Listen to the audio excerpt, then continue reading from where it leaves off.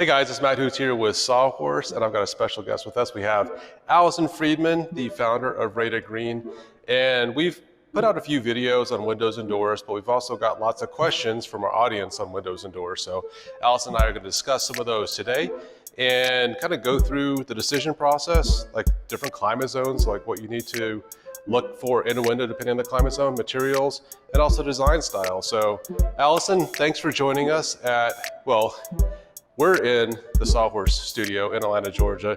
You're hailing from near Boston, Massachusetts. So thanks for joining us today and helping us go through some of these questions for our members.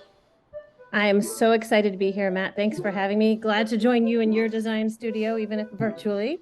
I'm here in front of my windows, so it's great that we're talking about windows today. And it appears that people have a lot of questions about windows. What do you need to know? How do you select windows? I had to replace some windows myself recently. So now that we have all these member questions, and we're lucky enough to have you sharing your expertise. Let's hop right to it. I am so excited to dig into all of this because energy efficiency, obviously, on the top of everyone's minds, being comfortable, being healthy.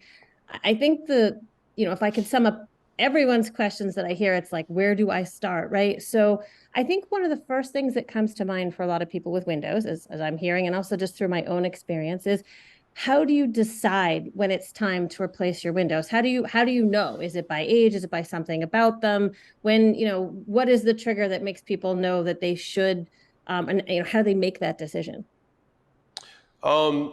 Yeah, and that's actually an easy question because most people say, "Hey, I want to upgrade Windows for energy efficiency," and really the only way that energy efficiency is going to come into play with Windows, if you have Windows that are 100 years old, you replace them. Obviously, it's going to be more comfortable because you have a window that's built to today's code, today's design standards.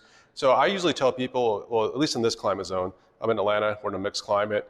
Um, about equal heating and cooling degree days. So for the majority of the time, the windows are going to stay shut here. And the reason is, even when it's nice outside, we won't open the windows.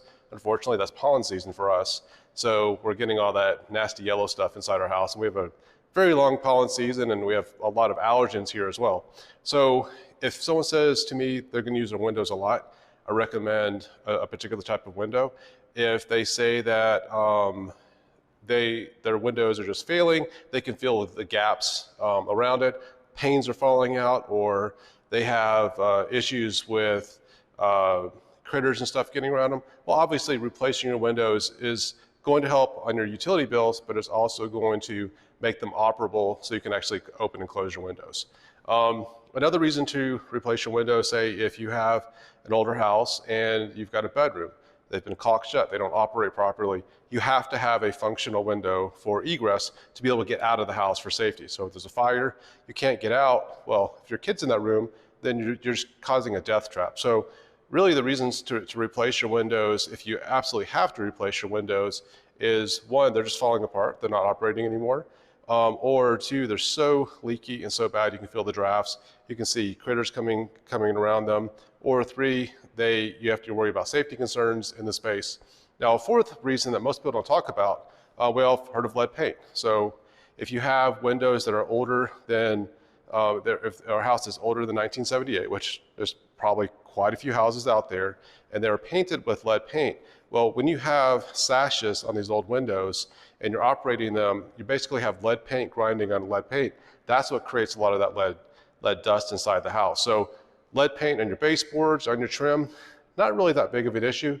Of course, you don't want your kids or your dogs chewing on it, but left in place is fine. But when it becomes aerated, because it becomes dust, and the way you're going to create the dust with the lead paint is that friction, that's probably another reason to replace the windows. Now, if you have lead paint on your windows and you're not using your windows, not a huge concern. But if you are thinking about using your windows and you have lead paint on your windows, well, you're bringing fresh air in, but you're also creating a toxic environment, bringing those heavy metals in, which does affect our nervous system. So we have a 1964 house. We were fortunate enough to run a test, and we turned out to be lead-free, so that was great. In our case, I guess we had moved in almost 17 years ago. Wow, time flies. Yeah. So we had some rotting issues on the wood. for these particular windows, but also you mentioned gases. We could feel the draft coming through. And so, in the winter here in Massachusetts, we felt the cold air coming through. So we didn't feel they were single pane. But to be honest with you, it's great to hear your advice because we were guessing, they were older. I had heard at some point, maybe around 20 years when you're thinking about sustainability, it's because I didn't want to waste materials. So we heard that around 20 years, technology has advanced enough that it's probably a greater environmental gain to save the energy by having new windows versus saving the materials of replacing something that needed to be replaced. So that was a little confusing for me. Well, it really depends if you went with a high performance window at the time they were replaced 20 years ago, or if you went the basic builder grade. So if you put in, like we installed some name brand windows, and we have some name brand windows over here, and this is the shop built window. If you had one of these installed 20 years ago, it's probably fallen apart by now. So it's like you mentioned, the rot. It's a wood window. Things are issues with it. They probably wasn't painted every year like it was supposed to. The maintenance wasn't quite there. Probably wasn't primed in all the areas, and nobody does that. Like, people, when they buy a house, they say, hey, this should at least last 5 to 10 years. In a lot of cases, you'll have inferior materials. Boston, Atlanta, we're both wet climates, humid climates. Wood expands and contracts, and then some of the finishes could start to fail. But as far as those drafts that you were mentioning, most people think that it's an issue with the glass or the sashes going up and down themselves. That's usually not where most of the drafts are coming through. Ironically, you can have a very good window installed poorly, you're going to have those drafts. A lot of times when we did those energy audits, we found that the drafts are actually coming from around the frame and around the casing and the trim. So if you have that stain grade, and I noticed behind you, I think you have paint grade casing, a lot of times we just recommended people caulk their casing, caulk around the windows, not the sashes, but around the window frame. And that actually stopped a lot of the drafts because it was coming in and around the windows because whoever installed them didn't have the right kind of weather stripping, didn't have a good air barrier, and air was just going straight through when the wind was blowing. Yeah, and I wish I'd had some of that information. When I say we moved in that long ago, those are the ones we didn't replace. So it's interesting that so we didn't really know the age. We just knew that they weren't performing. Thanks, Matt. There's a lot of great information here. I think that will really help people as they think about their windows, actually as they think about their whole home and their design and energy and health and comfort goals. I wish we'd had this conversation before I replaced my own windows, but I hope I know this information will help a lot of other people out there, and certainly including our members. So thank you very much. Hey, not a problem. And the good news is we've talked to lots of different window manufacturers. So we have a full playlist, not only this video, if you want to make sure that you have all the questions answered regarding to like these windows, but also other windows in the past.